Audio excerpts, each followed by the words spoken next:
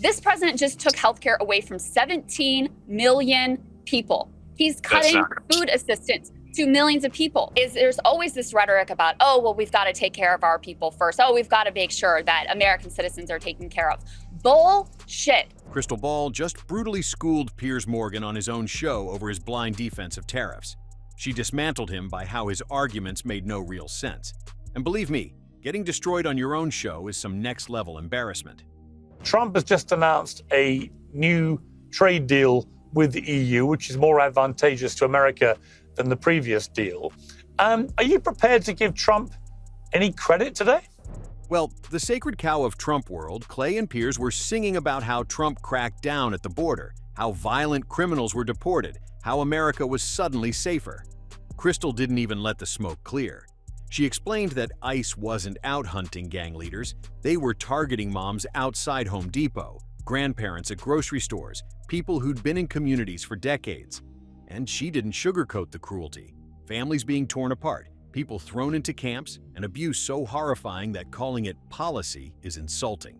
That was the point she hammered under Trump. Cruelty wasn't an accident. It was the brand.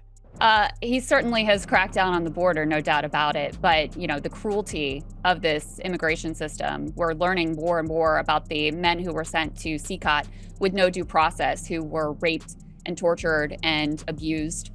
We're learning more about the conditions in Alligator Alcatraz. I mean, it's a horror show, which is exactly why the American people are revolting against all of his immigration policies across the board, even though that had previously been a strength for him. Because the second Krystal opened her mouth, you could feel the tension shift, because Krystal wasn't there to play along with their little routine. Piers clearly thought he was about to host an easy segment, Clay doing his MAGA pep rally, Krystal politely nodding along, and him acting like the wise moderator who ties it all together. Instead, what he got was Krystal dropping truth bombs like she was on a mission, and Clay scrambling to keep up with lines that sounded like they were borrowed from a Trump fan forum. How did that work out? And now we're going to have tariffs put on especially key pharmaceuticals coming out of Europe, not to mention European cars. So what you're likely to see is prices go up for your average working class American. So no, for the American people, I think that this is not even close to a win. The first thing they threw at her was Trump's so-called brilliant trade deal with the EU. Clay was basically doing cartwheels about how advantageous it was, while Piers nodded like it was gospel. Krystal just cut straight through it.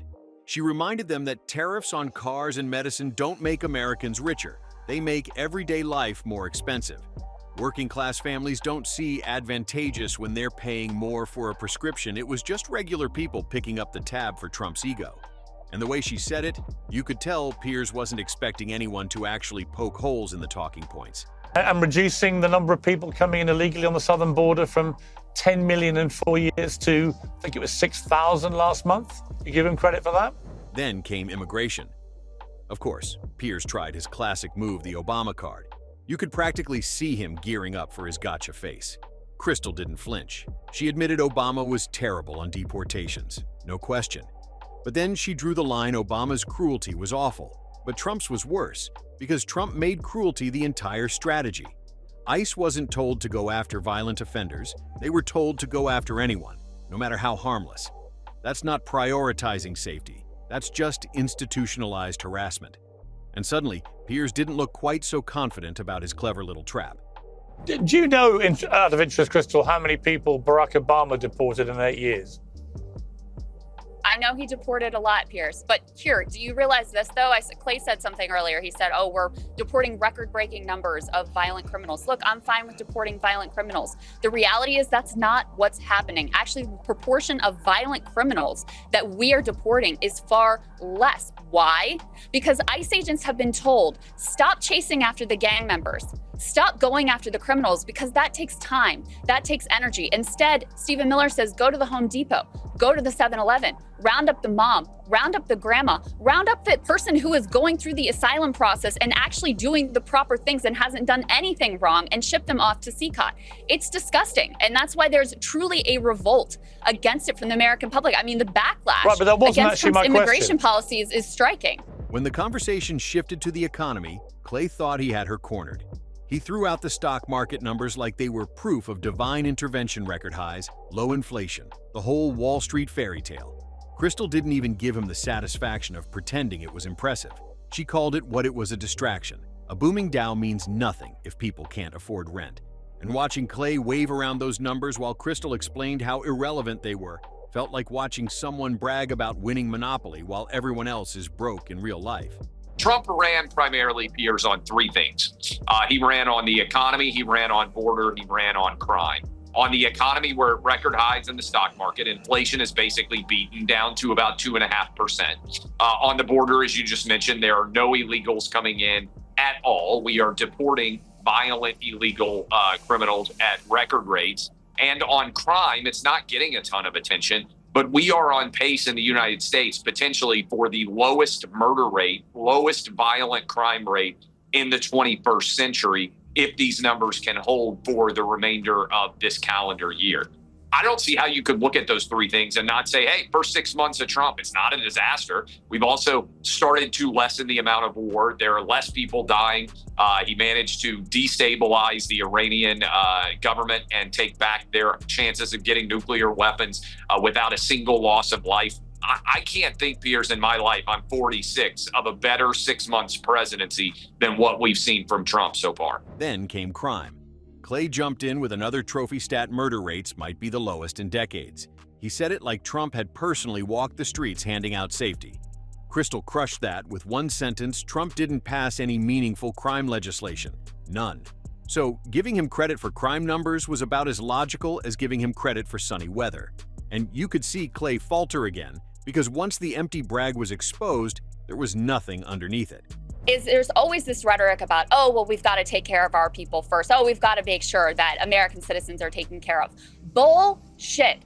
This president just took healthcare away from 17 million people. He's cutting food assistance to millions of people. And you expect me to believe he cares about your average American citizen? This trade deal that you guys are so hot on is going to jack up the prices on pharmaceuticals, on medicine for your average American people. So, where is the care and concern for the American citizen here? It's all just about scapegoating an immigrant population and saying they're the reason. They're the reason for your pain and your problems, when in reality, it's the very oligarchic class that Trump himself represents and serves and protects with all of its actions, including the protection of the Epstein files, by the way. That's when Krystal dropped the grade sheet. Trump? She explained exactly why.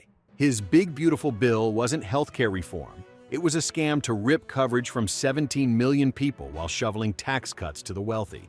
Immigration wasn't about safety. It was cruelty turned into propaganda. He kept pouring money into conflicts and never got the U.S. out of Afghanistan. He promised to be the outsider who'd change everything. But in reality, working-class people ended up worse off while the elite cashed in. If you want more unfiltered breakdowns like this, hit subscribe right now and tell me in the comments, did Trump fail America? Or was this all part of the plan? Well, Krystal, what grade would you give Donald Trump? So let me just clear up for your audience. I am not some liberal Democratic sycophant who capes for the Democratic Party and can never give Trump credit. In fact, in his first term, I actually supported the tariffs that he put in place because I thought they made some sort of sense. This term, there is virtually nothing, maybe changing like the pressure on the shower heads, that executive order, that I can get behind. And I'll tell you why, Piers. First of all, his major quote unquote accomplishment at this point is the big beautiful bill, which will strip healthcare away from millions of people in order to fund a tax cut for the people who need it the least. Second of all, the level of fascistic cruelty with regard to the immigrant population here is more horrifying than I ever could have even anticipated. Deploying the military in American streets, rounding up people at Home Depot, sending them off with no due process to a slave labor camp. Are you kidding me? The idea that this is a peace president, hey, I thought he was going to solve the Ukraine-Russia crisis in a day before he even got into office. That's still ongoing. No changes there. We have backed and funded an absolute campaign of starvation and horror in Gaza, and we started a new war with Iran. So on every single level, this presidency has been a chaotic horror show and a disaster. And the people who will be hurt the most in this country are the very working class people that Trump claimed and lied to support. So I give him an F across the board. And again, I am not some Trump deranged. I've given him credit in the past. I said it was good when he went and talked to the leader of North Korea. I said it was good when he met with the Taliban to try to negotiate a deal, but he never actually had the stones to pull out of Afghanistan. But in any case, he's a disaster this time. I could not in my wildest dreams have imagined how terrible this administration would be and how quickly here only 6 months in. And here's the beauty of it. Krystal didn't just rely on numbers, she made it about real life. Clay kept tossing charts like confetti while Krystal asked the question that actually matters: does any of this make life better for regular people? That's why she looked like the only adult in the room, while Clay sounded like a campaign ad on repeat. Clay, bless him, tried to push back. He gave Trump an A grade like he was handing out gold stars in kindergarten. He claimed the only real mistake was how the Epstein case was handled. Where would you criticize him, Clay?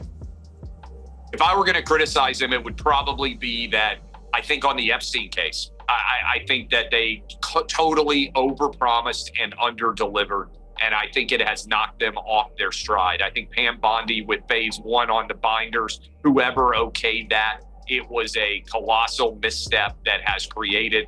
That's like saying a restaurant served you raw chicken, but at least the menu font was nice. By the end of it, the whole charade was exposed. Clay had nothing but empty slogans and creepy daddy metaphors. Piers was left flustered, trying to save face on his own set. And Krystal? She stayed calm, direct, and relentless. She didn't need to yell. She didn't need to posture. She just used facts, context, and plain common sense to tear their arguments apart.